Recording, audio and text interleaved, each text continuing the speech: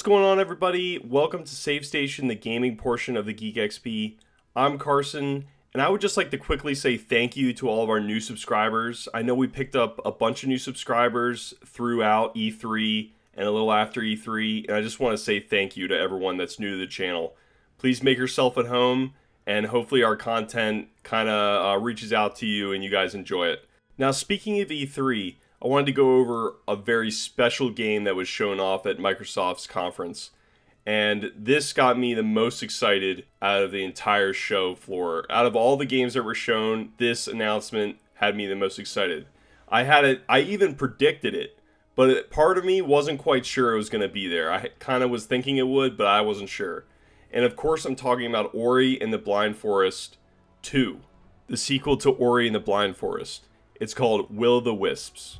Now, I haven't seen many people talking about this game, which is what I wanted to get into in this video. Now, when I first saw it announced at the press conference, I freaked out, and a lot of people did too. There's a lot of reaction videos out there about like showing people kind of like crying, shedding tears, and stuff that this game is announced and it's a real thing. And I'm definitely among that group that got super excited for it in the moment. But now that E3's come and gone and the trailer's been out there, I see no one talking about this game anymore. And you know, maybe it's because we only got a short, like, 2-minute trailer. But that 2-minute trailer has a decent amount in there. And I kind of wanted to, like, go over what was shown in there and kind of try and pick apart and try and find out what this new game might be about. And before I get into the trailer here, I just want to say hats off to the developers who made this game, Moon Studios. They're a group of artists from all over the globe that have come together to make this game. And when I say all around the globe, I mean they're all in individual areas around the globe. They don't all work in one studio. They're from all over the place and they make this game. And it reminds me of another talented developer, Stoic Games, who made the Banner Saga games. And I just think it's super impressive, especially for this game, that all these artists have come together and made such a beautiful, beautiful piece of art.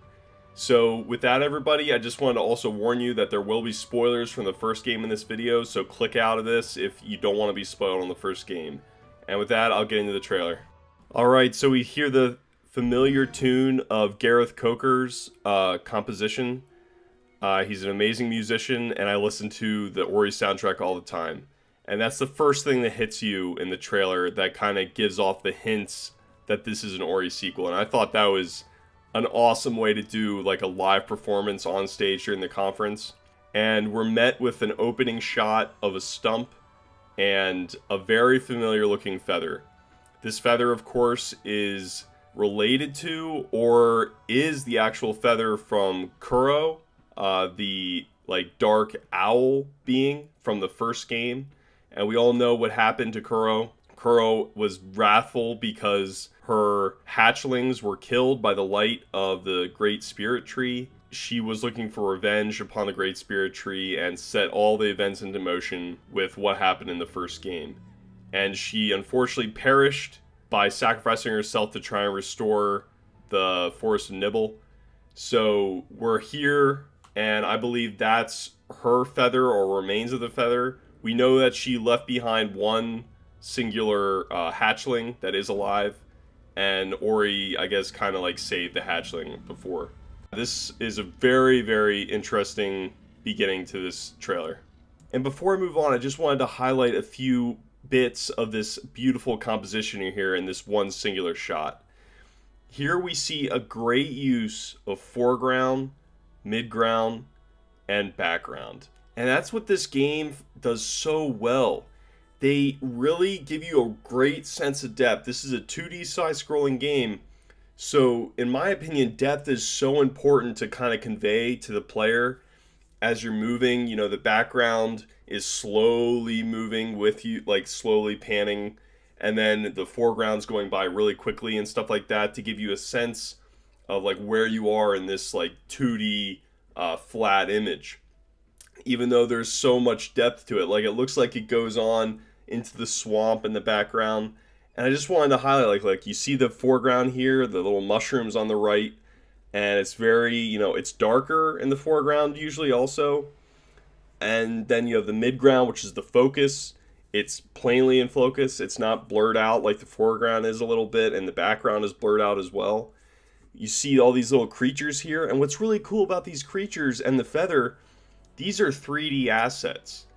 Most of the assets in this shot are 2D. They're flat. They're in 3D space, but they're flat images most of the time. And these creatures are all 3D creatures. They could rotate and you could tell that they're 3D like really easily. And I just wanted to point out, like, these are so well integrated. I know a lot of times when you're working with 2D animation, a lot of times nowadays people will put in 3D animation because sometimes it's easier to do that than hiring a 2D animator to animate their characters and stuff. They'll try and integrate 3D into 2D, and sometimes it's so obvious that it's 3D. But it's almost crazy, like from this shot right now, you can't tell that there's 3D assets in this shot at all. And it's so impressive. I only know it's their 3D because I kind of like looked into the game's development and stuff. And there's certain characters in the game that are 3D, and you can kind of tell if you have an eye for it that they're 3D. But it's just so impressive. As you'll see throughout this trailer, they have a great use of depth of field, which is focusing on what you want to draw the viewer to and then blurring out everything else, like the foreground and the background are blurred out. That's depth of field. So you can't really tell anything like story-wise from this other than the feather. And we get some new creatures also that I pointed out here that, you know, we haven't seen before from the first game. These are brand new creatures. Maybe this is the Forest of Nibble. I don't know. It might be somewhere else in the world. We're going to have to see. And as we move forward into the trailer, it becomes very apparent that not only is this a beautiful, like, still when you pause it, but everything is beautifully animated. Everything's swaying in the wind so naturally. And we even get a little look at another new creature, this huge, like, toad or frog who is just so cool looking. He's another 3D asset, as I said. Look, he still, it looks like just another painting almost. He has great painterly textures on his 3D model that's really helping him integrate into this 2D composition. And you can kind of see his eye tracks the feather as it goes by him, as the feather progresses through the trailer. The feather is kind of our guide throughout the trailer.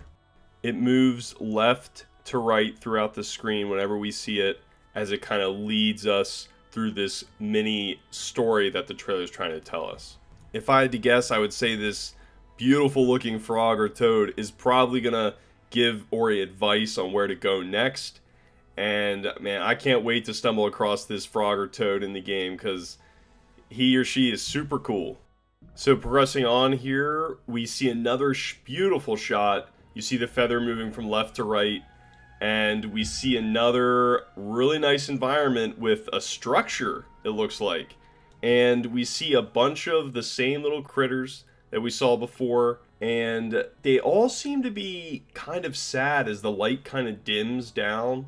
We see the windmill out in the background. And we've never seen structures quite like this before in the last game.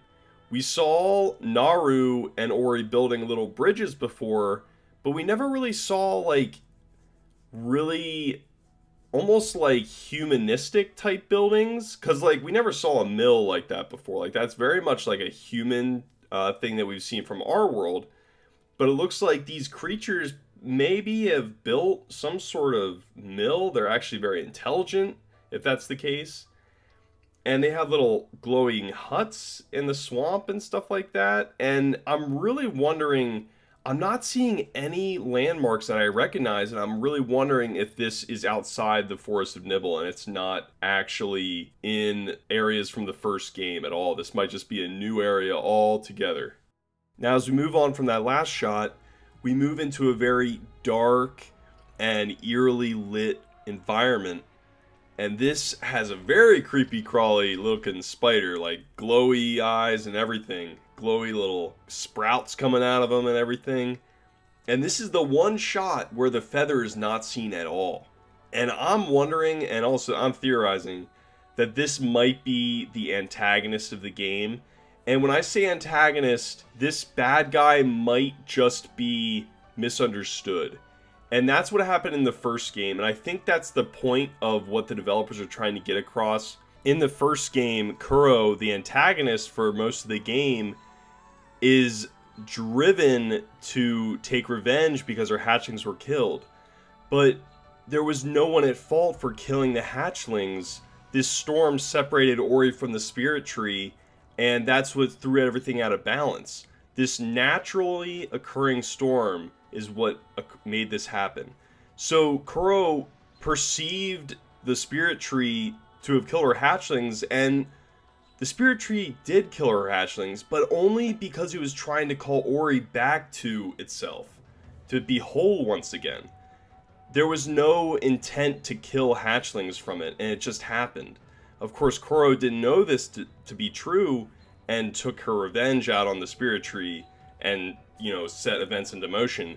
But I think the point is, Kuro finally understood that this had happened, and then returned the spirit tree to itself, and sacrificed herself in doing so, but it had to be done, and she realized it. So, all I'm going to say is that this creature, maybe it's the antagonist, because it looks creepy, but maybe it's not. It might be a boss in the game, it might be misunderstood somehow. I just want to keep that possibility out there. So Mr. Creepy Crawly keeps on trucking there, and we move into another scene, which I can only kind of guess is it's maybe near Mount Horo, which had the fires before. But again, I think this is just another new land.